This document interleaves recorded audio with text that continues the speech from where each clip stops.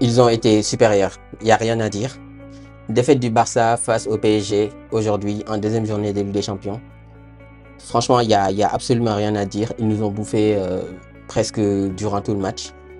Avant d'aller plus loin, bonjour à tous les fans de football et particulièrement aux fans du Barça. J'espère que vous allez bien, même si je me doute un peu de votre état.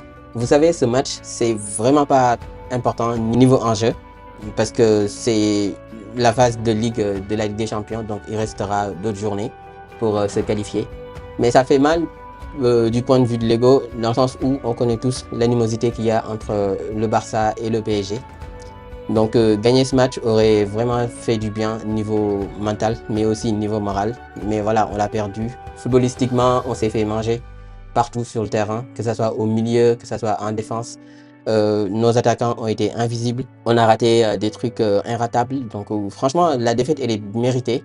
Et même, je pense que le 2-1 est bien payé compte tenu de notre performance.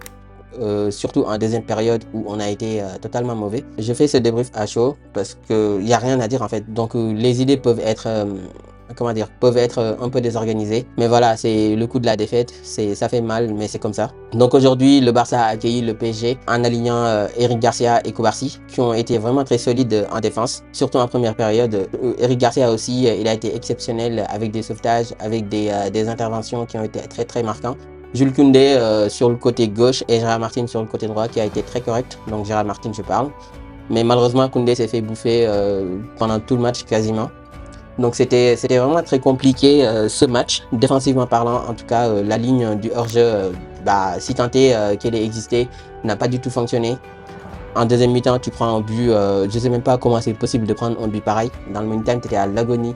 Donc il fallait juste essayer de ne pas s'aligner et essayer de dégager les ballons. Au final, on a essayé de s'aligner et on s'est fait prendre sur le dos par Gonzalo Ramos qui vient mettre ce joli but. Donc très très joli but d'ailleurs sur un travail exceptionnel du milieu du PSG. Aujourd'hui, voilà, on a vu ce qu'on a vu. Donc Lamine Yamal qui a eu beaucoup de mal, qui s'est fait aussi manger sur le côté par Nuno Mendes. Même si il a eu des actions très très remarquables, Lamine Yamal, en début de première période, mais au final, il s'est écroulé. Pedri aussi qui a été exceptionnel, franchement Pedri son match rien à dire, malheureusement il était le seul à courir au milieu, donc forcément physiquement ça a fini par lâcher.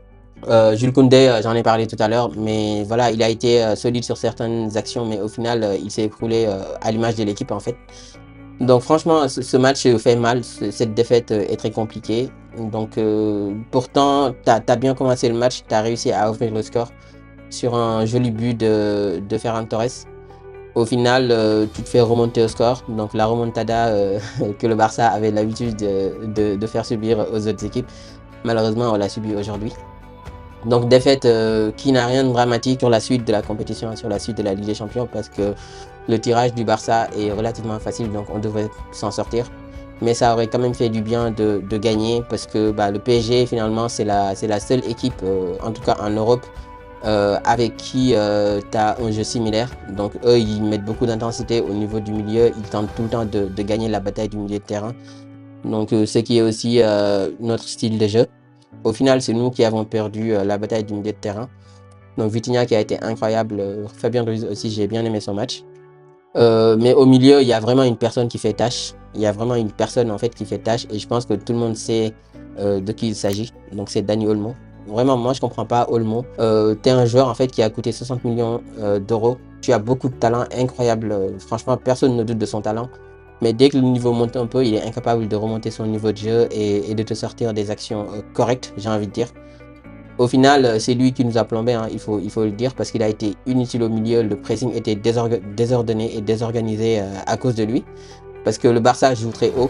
Donc si au milieu, il y a une personne ou deux qui ne courent pas, ce qui était le cas pour Dani Olmo, il y a tout qui s'effondre. Donc tu te fais ouvrir en deux parce que les actions passent facilement. Et le PSG sait aussi bien jouer en jeu de contrôle et de possession qu'en transition rapide. Avec Barcola à côté qui a fait vraiment mal à Koundé. Donc voilà, il n'y a rien à dire, défaite bien méritée, tu t'es fait ouvrir en deux par cette équipe, cette magnifique équipe d'ailleurs du PSG. Aujourd'hui, tu sens que vraiment il te manquait des joueurs. Donc que ce soit Rafinha, que ce soit Fermin qui aurait fait beaucoup de bien à la place de Olmo, parce que Fermin, il amène beaucoup d'intensité, beaucoup de courses, il sait couvrir également beaucoup de terrain. Aujourd'hui, il t'a manqué ce Fermin Lopez qui peut t'apporter cette intensité dont tu as besoin au niveau du milieu de terrain. Mais pour moi, en fait, les absences ne sont pas une excuse valable dans le sens où le PSG, ils ont eu énormément d'absences aussi. Limite, ils ont aligné une équipe B, donc avec Dembélé qui s'est absenté, avec Joao Neves, avec aussi Kvaratskhelia, son nom est difficile à dire, mais voilà, qui s'est aussi absenté. Donc aujourd'hui, les absences ne sont pas une excuse valable, donc ça c'est sûr. Dans tous les cas, voilà, match difficile, match perdu logiquement, hein, parce que voilà, c'est comme ça, point de vue football, tu n'as rien proposé. Il y a eu énormément de difficultés à faire sortir les ballons, tu t'es fait bouffer à la fois sur le pressing, mais également sur les contres rapides. Donc il n'y a rien à dire, hein. Franchement, félicitations au PSG. Donc la suite, en fait, il faut juste continuer à travailler hein, et continuer à améliorer cette équipe, surtout au niveau du pressing, parce qu'aujourd'hui, on a senti que dès que le niveau est monté et dès que l'adversité a commencé à se faire ressentir, le Barça n'arrivait plus à récupérer aucun ballon, que ce soit des ballons dans la moitié de terrain du PSG ou alors des deuxièmes ballons, que ce soit sur les duels aériens, que ce soit sur les contres favorables. T'as rien pu récupérer comme deuxième ballon ou comme pressing. Donc c'est vite compliqué hein, et là on sent que le Barça n'a pas l'habitude de courir derrière le ballon, ce qui a été le cas aujourd'hui. Donc on a couru beaucoup derrière le ballon, le PSG a confisqué le ballon et ils nous ont empêché de poser notre jeu avec un pressing qui dérangeait tout le temps. Donc on a été obligé de dégager les ballons, on a été obligé de jouer un jeu très risqué. Donc avec des passes sur Pedri. Parfois il était vraiment dans des situations assez compliquées. Mais on le connaît, hein, c'est Pedri, il peut se sortir de tout. Donc voilà, aujourd'hui en première mi-temps, tu as fait un match qui est digne de ce nom, hein, on peut dire. Mais en deuxième mi-temps, en fait, bah, tu as énormément subi avec beaucoup de tirs, avec beaucoup de courses, avec beaucoup de fautes aussi que tu as fait. Donc aujourd'hui, bah, on sent que voilà, le Barça, dès que le niveau monte, bah, c'est compliqué. Donc après, il ne faut pas non plus oublier que le PSG est la meilleure équipe d'Europe, hein, ça il faut le souligner. Donc si ça se passe mal, bah, c'est logique. Toute équipe en fait aurait eu du mal contre ce PSG là, même si ils ont aligné quasiment une deuxième équipe.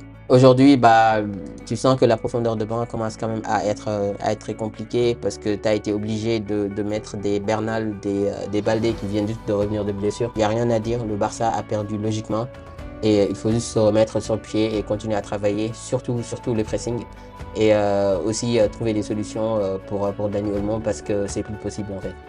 Donc voilà, j'ai fait ce débrief à chaud, c'est compliqué de se prononcer sur ce match parce que bah, on s'attendait pas à une défaite. Personnellement, moi je m'attendais pas à une défaite. Au minimum, j'attendais un match nul et pourquoi pas une victoire. Mais au final, c'est une défaite qui est assez cruelle mais, parce que tu le prends en fait au bout du match, mais qui est logique vu comment le match s'est déroulé du début jusqu'à la fin. Donc voilà, il n'y a rien d'autre à dire. Cette défaite fait mal, mais voilà, c'est pas la fin de la saison, c'est pas la fin de la Ligue des Champions. Donc il faut se reprendre et continuer à travailler aussi bien pour la Liga que pour la Ligue des Champions. D'ailleurs en Liga on est premier, donc il faut essayer de garder cette position et continuer à gagner nos autres matchs. Si vous venez de me découvrir, bah, déjà merci beaucoup et bienvenue sur la chaîne. Merci de partager la vidéo, de laisser un like et de commenter aussi la vidéo pour le référencement. Vive le football et vive le Barça.